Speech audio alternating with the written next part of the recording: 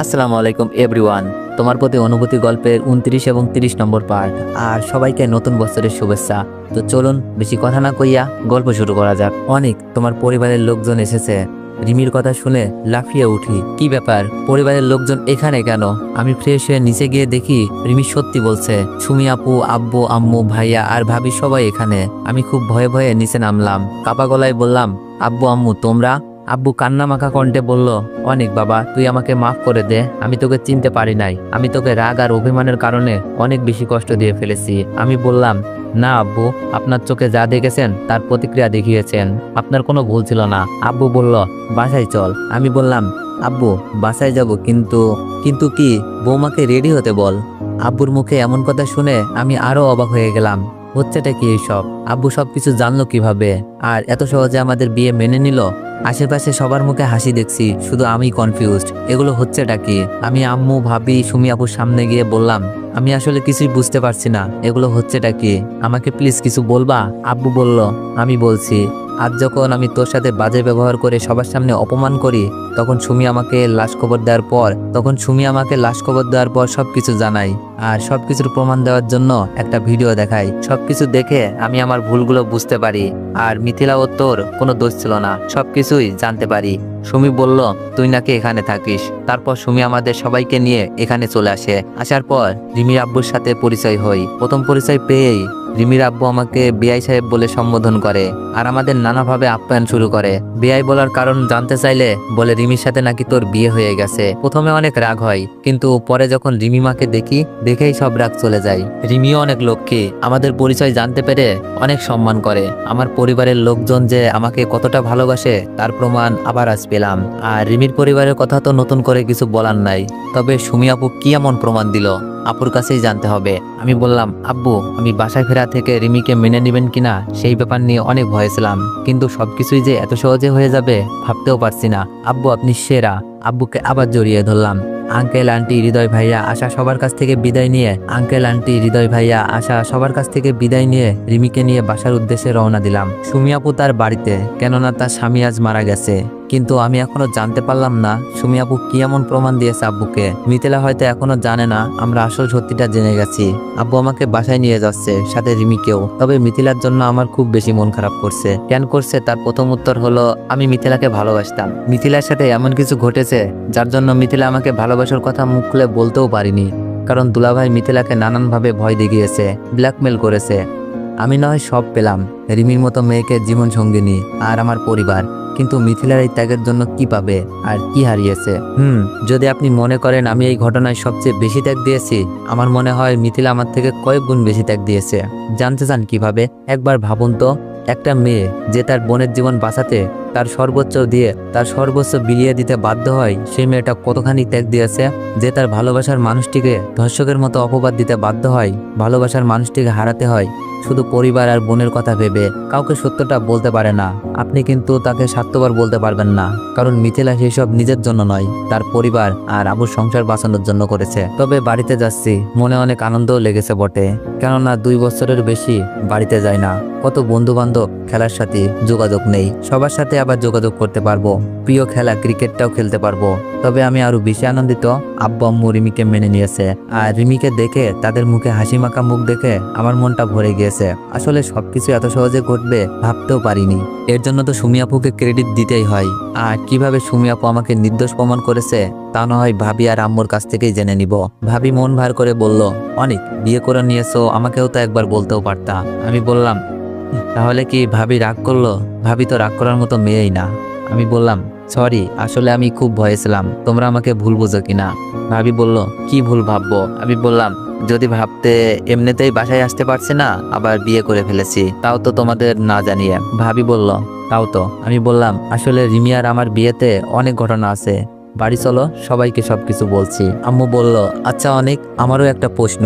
রিমির পরিবার তো অনেক ধনী, তারপরও তোকে সেখানে থাকার জন্য জায়গা দিছে, তোর সাথে নিজের মেয়েকে বিয়ে কিভাবে দিল? আমি বললাম, আম্মু, রিমির আব্বু আম্মু অনেক ভালো, আমাকে তাদের বাসায় থাকতে দেয়, পড়ালেখার ব্যবস্থার সাথে নিজের কোম্পানিতেও চাকরি দেয়, আর রিমি আমাকে ছাড়া বাঁচবে না, তাই রিমিকেও আমাকে দিয়ে দেয়। ওদের মতো মানুষ হয় না। আম্মু রিমির মাথায় হাত বুলিয়ে দিয়ে বলছে, ঠিকই বলেছিস, তবে রিমিকে কিন্তু আমার অনেক বেশি পছন্দ হয়েছে। কি মিষ্টি দেখতে, মাশাআল্লাহ। রিমির মনে অনেক আনন্দ। প্রথমে হয়তো রিমি ভাবতো আমার পরিবার অনেক খারাপ, কারণ কোনো কিছু না জেনেই আমাকে বাসা থেকে বের করে দিয়েছিল। এখন হয়তো ভাবছে এত মিশক আর এত ভালো মানুষ কেমনে হয়। এটাই স্নেহর অধিকার। যার প্রতি ভালোবাসা বেশি, মানুষ তার দেওয়া কষ্ট ব্যতীত হয় বেশি।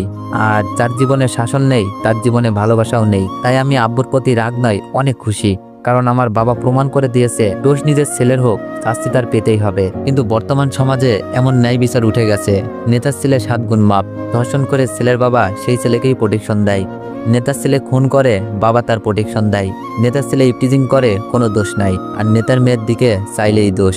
গাড়িতে অনেক কথাবার্তা হতে হতে বাড়ি চলে আসি। বাড়িতে পা রাখতেই মনে কেমন শান্তির হাওয়া বইতে লাগলো।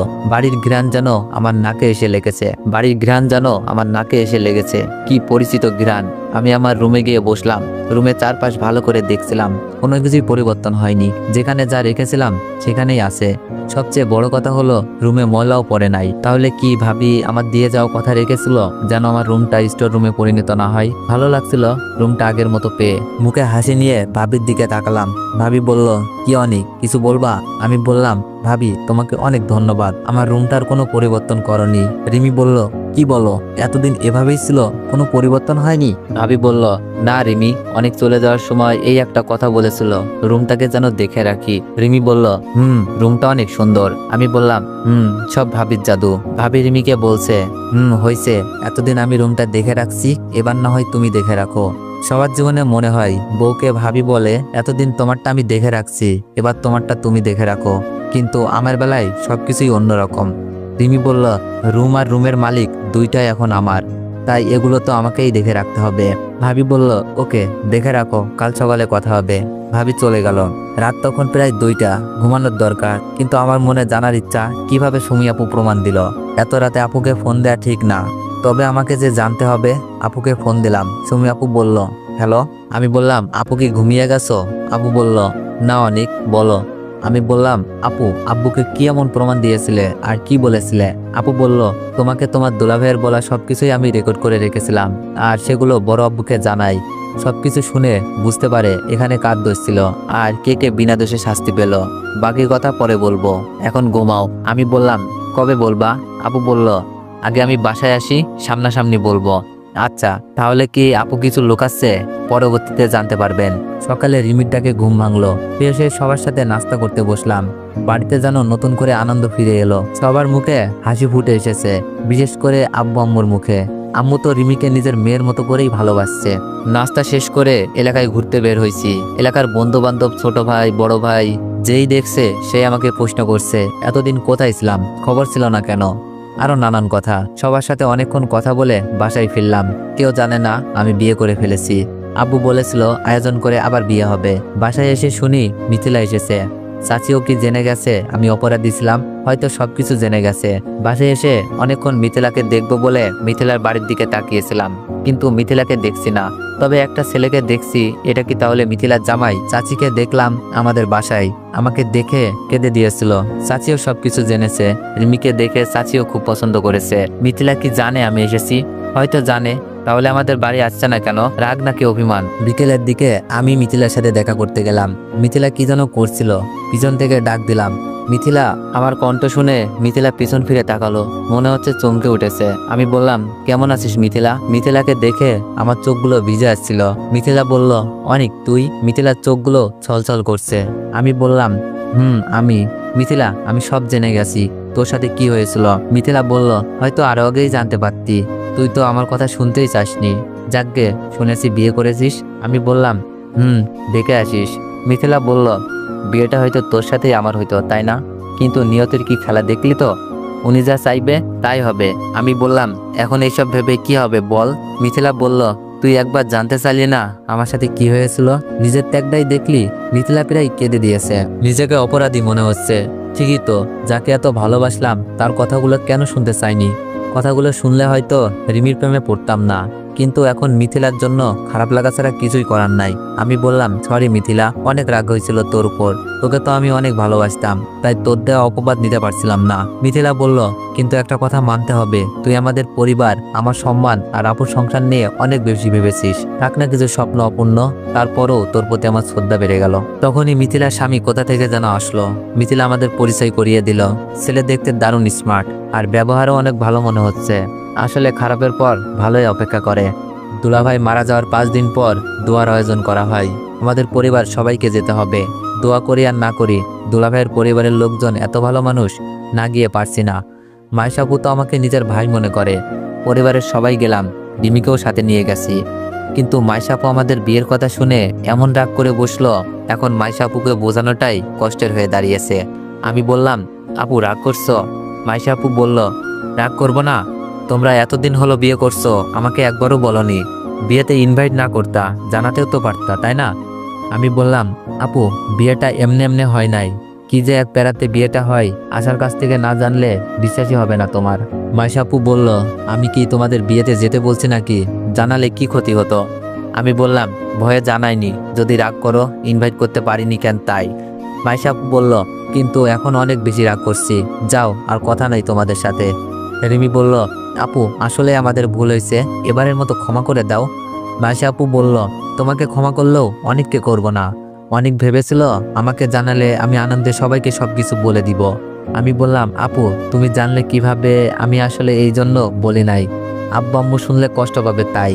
মাইশা আপু বলল, কাল রাতে আশা আমাকে সবকিছুই বলেছে, কিভাবে কি হয়েছে। দোয়া করি সুখের জীবনটা কাটাও। আমি বললাম, ধন্যবাদ আপু, আসলেই তুমি আমার সুইট আপু। মাইশা আপু বলল, হয়েছে, টিপ দিতে হবে। আমি বললাম, অবশ্যই। হুজুর এসে খাওয়া দাওয়া করে দোয়া করে গেল। কথা ছিল আজই বাসায় চলে যাব, কিন্তু দোয়া শেষ হতে রাত 9টা বেজে গেছে। এত রাতে যাওয়াটা ঠিক হবে না। আর এদিক দিয়ে মাইশা আপু সুমি আপু তো জোর করছে। আর আমিও ভাবলাম সুমি আপুর থেকে আজই সবকিছু জানবো। শুধু আমি না, আমার সকল অডিয়েন্স জানবে আমার বাসায় যাওয়ার পেছনে কি এমন প্রমাণ ছিল, আর দুলাভাই কেন এভাবে সিঁড়ি থেকে পড়ে মারা গেল। রাত 10টা বাজে। মাইশা আপু, আশা, রিমি আরো অনেকেই গল্প করছিলাম, আমিও ছিলাম সেখানে। আমি সুমি আপুকে দেখে উঠে গেলাম। আমি বললাম, আপু তোমার সাথে একটু কথা আছে। সুমি আপু মুচকে এসে বলল, কি কথা বলো। আটকে দিয়ে বললাম, আপু কিভাবে প্রমাণ করলা? সুমি আপু বলল, কাল আমি তোমাদের সাথে বাড়িতে যাচ্ছি, সবকিছু সেখানেই বলবো। বাড়িতে অনেক লোক, কেউ শুনে ফেললে সমস্যা হবে। সুমি আপু কেমন ভয়ে ভয়ে আছে। আমি বললাম, আচ্ছা ঠিক আছে, তাহলে কালই শুনবো। আমি বুঝতে পারছি এখানে কিছু গড়বড় আছে, তাই বাড়িতে গিয়েই শোনা ভালো। লোকজন অনেক বেশি, কাপলদের জন্য আলাদা কোনো রুম নেই। ছেলেদের এক রুম, মেয়েদের আরেক রুম। হৃদয় ভাইয়া আমি একই সাথে শুয়ে আছি, আমাদের মধ্যে অনেক কথা হচ্ছে। হৃদয় ভাইয়া নাকি সামনের মাসে 12 তারিখে আশাকে নিয়ে জাপান চলে যাবে। রিমিকে সুখে রাখার জন্য বলছে, আর কোনো কিছু প্রয়োজন জানাতে, আর ভুলে যেন না যাই। আমিও একই কথা বললাম। সকালে ঘুম থেকে উঠে ফ্রেশ হয়ে খাবার খেয়ে রিমিকে নিয়ে রিমিদের বাসায় যাচ্ছি। রিমির নাকি আঙ্কেল আন্টির কথা খুব মনে পড়ছে। সেখান থেকে এসে বাড়ির দিকে রওনা দিব। ততক্ষণে পরিবারের লোকজন আমাদের জন্য অপেক্ষা করবে। রিমিদের বাসায় যেতেই রিমি আন্টিকে জড়িয়ে ধরে কাঁদতে শুরু করে দিছে। আন্টিও কাঁদছে।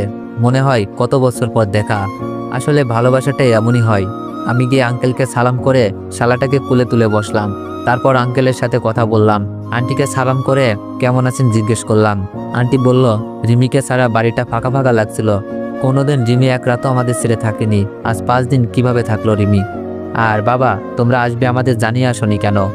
আমি বললাম, আসলে আন্টি আমরা তো সুমি আপুদের বাসায় এসেছিলাম দুলাভাইয়ের দোয়া কামনায়, তাই রিমিকে বললাম চলো এসেছি যখন দেখা করে যাই। আঙ্কেল বলল, মানে কি থাকবা না? আমি বললাম, আসলে আঙ্কেল অনেকদিন পর বাসায় গেছি তো, তাই কিছুদিন বাড়িতে থাকতে হবে। আঙ্কেল বলল, ও আচ্ছা, বাসায় সবাই ভালো আছে? আমি বললাম, জি আলহামদুলিল্লাহ। আব্বু মনে হয় 2-1 দিন পর আপনাদের সাথে দেখা করতে আসবে। আন্টি বলল, আজই সবাইকে নিয়ে আসতা। আমি বললাম, আজ কিভাবে আঙ্কেল, আমাদের যেতে হবে, সবাই রেডি হয়ে অপেক্ষা করছে আমাদের জন্য, বাসায় যেতে হবে। আমি আঙ্কেল আন্টির কাছ থেকে বিদায় নিয়ে বাইরে এসে দাঁড়িয়ে আছি। রিমি আবেগময় মুহূর্ত কাটিয়ে আমার পাশে এসে দাঁড়িয়ে চলতে বলল। সিএনজিতে বসে আছি। রিমি মন খারাপ দেখে বললাম, রিমি কি হয়েছে, মন খারাপ নাকি? রিমি বলল, আব্বু আম্মু ছোট ভাইটার কথা মনে পড়ছে। আমি বললাম, মন খারাপ কইরো না, কিছুদিন পর তো আবার এখানেই থাকতে হবে। রিমি বলল, আমি বললাম, আচ্ছা রিমি, আঙ্কেল আন্টিকে দেখে এত কান্না করলা, একবারও তো থেকে যেতে বলনি কেন? রিমি বলল, আব্বু আম্মুকে ছাড়া থাকতে খারাপ লাগলেও তোমাকে ছাড়া বাঁচবো না। আমি বললাম, আমার মিষ্টি বউ, আচ্ছা মানুষ প্রেম করে বিয়ে করে নাকি বউকে আগের মতো ভালোবাসে না, কিন্তু আমার তো দেখি প্রতিনিয়ত ভালোবাসা বেড়েই চলেছে। বিয়ের আগেও এত ভালোবাসা ছিল না। তোমার মধ্যে কি এমন জাদু আছে বলো তো? রিমি বলল, জানি না। রিমি মনে হয় অনেক খুশি হয়েছে। আপনাদের বলছি, বিয়ে করছেন বউকে ভালোবাসুন, আর সেগুলো মুখে প্রকাশ করুন, দেখবেন আপনার ঘরটাও সুখের হয়ে যাবে। রিমিকে নিয়ে সুমিয়াপুর বাসায় আসার পর আমার আর রিমির দিকে মিথিলা এক নজর তাকিয়ে আছে। মিথিলা হয়তো আমার পাশে রিমির জায়গায় থাকতো, কিন্তু আমি এখন রিমিকে ছেড়ে মিথিলাকে ভালোবাসি কথাটা কিন্তু এমন না। মিথিলার জন্য খারাপ লাগে। আমি আর মিথিলা শুধু ভাই বোন, আর কিছুই না। তবে মিথিলার সাথে কাটানো স্মৃতিগুলো মিথিলার খুব মনে পড়বে। মিথিলার সাথে রিমিরও অনেক কথা হয়েছে। রিমি সবকিছুই জানে, মিথিলার যে তেমন কোনো দোষ ছিল না, কিন্তু মিথিলা আমার সাথে কথা বলতে চায় না, তেমন দূরে দূরে থাকে সব সময়। বাড়িতে যাচ্ছি, গাড়িতে বসা, ভাইয়া গাড়ি চালাচ্ছে, তার পাশে আব্বু, পিছনে আম্মু, ভাবি, চাচি আর সুমি আপু, তার পেছনে আমি, রিমি, মিথিলা, মিথিলার জামাই তাওসান, মানে মিথিলার জামাই। তাওসান ভাই, একটা ভীতু মেয়ের গল্প শুনবেন? তাওসান বলল, ভীতু মেয়ের গল্প? কি গল্প ভাই? আমি বললাম, আগে শুনেনি না, তারপর বলবেন গল্পটা কেমন হয়েছে। মিথিলা আমার দিকে কেমন করে তাকালো। তাওসান বলল, বলেন শুনি। শুনেন, একটা ছেলে একটা মেয়েকে ভালোবাসতো, মেয়েটাও ছেলেটাকে ভালোবাসতো, কিন্তু প্রকাশ করতে পারেনি, কারণ মেয়েটা ভীতু ছিল। আমাকে থামিয়ে দিয়ে মিথিলা বলল, অনেক চুপ করবি প্লিজ, মাথা ব্যথা করতেছে। রিমি বলল, অনেক আসলেই বিরক্ত লাগছে, চুপ করো তো। তাওসান ভাই বলল, আচ্ছা ভাই, বাসায় যাওয়ার পর না হয় বইলেন, ঘরের বউ রেগে গেলে অনেক সমস্যা। রিমিকে রাগানোর জন্য বললাম, ঠিক ভাই, বিয়ে কইরা ফাইসা গেছি, মানুষ কেন যে বিয়ে করে। তাওসান ভাই বলল, কিন্তু ভাই আমি অনেক সুখে আছি মিথিলাকে পেয়ে। তাওসান ভাইয়ের এই কথা শুনে রিমি রেগে আগুন। এটা কি করলো তাওসান ভাই? আমার কথার বিরুদ্ধে গিয়ে আমাকে রিমির কাছে ফাঁসাই দিল। রিমি আমার কানের কাছে বলছে, আগে বাসায় চলো, বিয়ে করে কেমন ফাঁসা গেছো বের করছি। আমি চুপ মেরে গেলাম। রাস্তায় অনেকে অনেক কথাই বলছে, কিন্তু আমি বোবা, ভাবি তো বলেই ফেললো। ঠিক আছে রিমি, স্বামীদের এভাবেই টাইট দিতে হয়। যাক, বাসায় এসে ফ্রেশ হয়ে আরামের একটা ঘুম দিলাম। ঘুম থেকে উঠে রিমিকে খুঁজছি, কিন্তু রিমির কোনো খবর নেই। বিকেলের দিকে সুমি আপুকে খুঁজতে গেলাম। সুমি আপু তার বাচ্চাকে কি যেন খাওয়াচ্ছিল। আমি বললাম, আপু আসবো? সুমি আপু বলল, আরে অনেক আয়, তোর কি আবার অনুমতি দিতে হয় নাকি? তা অবশ্য ঠিক, কিন্তু কেন জানি এই বাড়িটা পরপর হয়ে গেছে। আসলে অনেক দিন পর আসা তো, আর যাওয়ার সময় এই বাড়ি থেকেই বের করা হয়েছিল। সুমি আপু বলল, ঠিক হয়ে যাবে। আমি বললাম, আচ্ছা আপু, বললে না তো কি হয়েছিল সেদিন, আব্বু সবকিছু কিভাবে জানতে পারলো? সুমি আপু বলল, চাচা যখন তোকে আমার শ্বশুর বাড়িতে দেখে, সেখানে সবার সামনে অপমান করে, তখন আমি নীরবে সবাইকে সবকিছু বলি। আমি বললাম, তুমি বললেই বিশ্বাস করবে কেন? ভাবি তো একবার বলেছিল, বাপের বাড়িতে পাঠিয়ে দিয়েছিল। সুমি আপু বলল, তোর মনে আছে আশার বিয়েতে তোর দুলাভাই সবকিছু ফাঁস করে, আর আমি পাল্টি মারবে ভেবে মোবাইলে সবকিছু রেকর্ড করি আর সবাইকে শোনাই। আমি বললাম, তারপর সবকিছু ঠিক হয়ে গেছে, আর দুলাভাইয়ের মৃত্যুর খবর খুব রহস্যজনক মনে হচ্ছে। দুলাভাই কি আত্মহত্যা করছিল নাকি? সুমি আপু বলল, না, সেদিন যখন আমাদের বাসায় আসার জন্য রেডি হয়ে সিঁড়ি বেয়ে নিচে নামছিল, তখন আমি ধাক্কা দিয়ে ফেলে দিই, কিন্তু খুব সাবধানে, কেউ কিছু বুঝতে পারিনি। সুমি আপুর কথা শুনে আমি বাকরুদ্ধ হয়ে যাই। কি শুনছি এইসব? আপু, এটা কিভাবে সম্ভব? আমি বললাম, কিন্তু কেন আপু, তুমি তো বিধবা হলে। তাছাড়া দুলাভাই নিজের ভুল বুঝতে পারছিল। সুমি আপু বলল, কি বলিস ভাই? সে আমার কলেজাগুলোর মনে কষ্ট দিছে, তাদের ভালোবাসা আলাদা করে দিছে, আমাকে মেরে ফেলার ভয় দেখিয়েছে, আমার বোনকে ভোগ করতে চেয়েছে, তোকে বাড়ি ছাড়া করেছে। আমি কি করে এমন মানুষের সাথে থাকবো বল? আমি পারি নাই নিজেকে কন্ট্রোল করতে। মিথিলা যদি আমাকে এইসব কথা আগে বলতো, তখনই আমি রাতে বিষ মিশানো খাবার খাইয়া মেরে ফেলতাম। সুমি আপু কান্না করছিল আর কথাগুলো বলছিল। আমি বললাম, আপু কি বলবো, বলার ভাষা নেই, তবে আমার মনে হয় যে নিজের ভুল বুঝতে পারে তাকে ক্ষমা করে দেওয়াই উচিত। সুমি আপু বলল, আমি পারি নাই ভাই, আমাকে মাফ করে দে। আমারও শুনে খারাপ লাগছিল, সুমি আপু এই কাজটা করেছে। সুমি আপুর সাথে কথা শেষ করে আমাদের বাসায় আসলাম। আব্বু, আম্মু, ভাবি, রিমি এখানেই বসেছিল। আপুর কথাগুলো গোপন করে রাখার জন্য বলেছে, আমিও ঠিক তাই করব। কিছুক্ষণ আব্বু আম্মুর সাথে কথা বলে খাবার খেয়ে বাইরে ঘুরে আসলাম। রাত তখন 11টা। বাসায় এসে ঢুকে দেখি রিমি জেগে আছে। এই রে, আজ বুঝি কিছু একটা হয়ে যাবে। রিমি রাগি লুকে বলল, কইছিলে? আমি বললাম, এলাকার বন্ধুদের সাথে দেখা করতে গিয়েছিলাম। রিমি বলল, দেখা করতে 3 ঘন্টা লাগে? আমি বললাম, না, অনেক দিন পর দেখা, আড্ডা করছিলাম কিছুক্ষণ। রিমি বলল, ঘরে একলা বউ রেখে তুমি সারা রাত আড্ডা দিবা? ভালো তো, এখনই এত অবহেলা? আর কিছুদিন পর তো আমার কথা মনেই থাকবে না। রিমি মনে হয় অনেক রেগে আছে। আমি কান ধরে বললাম, আচ্ছা কথা দিচ্ছি আর এমন হবে না। রিমি বলল, ওকে ঘুমাতে যাও। আমি খুশিতে আমার লক্ষ্মী বউ বলে বিছানায় শুয়ে পড়লাম, কিন্তু রিমি আমাকে টেনে তুলে বলছে, আজকে দেরি করে আসার শাস্তি হলো ফ্লোরে ঘুমাতে হবে। কি আর করার, ফ্লোরে গিয়ে শুইলাম। তবে ভেবে রেখেছি মাঝরাতে বিছানায় ব্যাক করব। নিচে ঘুম আসছিল না, তাই চোখ বন্ধ করে আছি রিমির ঘুমের অপেক্ষায়। রাত 1টা বেজে গেছে, রিমি ঘুমিয়ে গেছে। হঠাৎই অনুভব করি রিমি আমার পাশে এসে শুয়েছে। রিমি প্রথমে আমাকে হালকা শুয়ে দিল। আমি না নড়ে দেখতে লাগলাম রিমি কি করতে চাই। তবে আমার অনেক হাসি পাচ্ছিল। রিমি আমাকে নিচে থাকতে বলে নিজেই উপরে থাকতে পারছে না, পাগলি একটা। রিমি আস্তে আস্তে আমার বুকের উপরে হাত রাখলো। আমি ঘুমিয়ে গেছি ভেবে সকালে ঘুম থেকে উঠে দেখি রিমি আমাকে জড়িয়ে ঘুমিয়ে আছে। রিমি, আমার ডাকে রিমির চোখ খুললো। আমি বললাম, রিমি তুমি নিচে কেন? রিমি বলল, আমি নিচে কই, আমি তো তোমার বুকেই আছি। তো এভরিওয়ান, নেক্সট পার্টের জন্য অপেক্ষা করুন, খুব তাড়াতাড়ি নেক্সট পার্ট আসবে। ধন্যবাদ।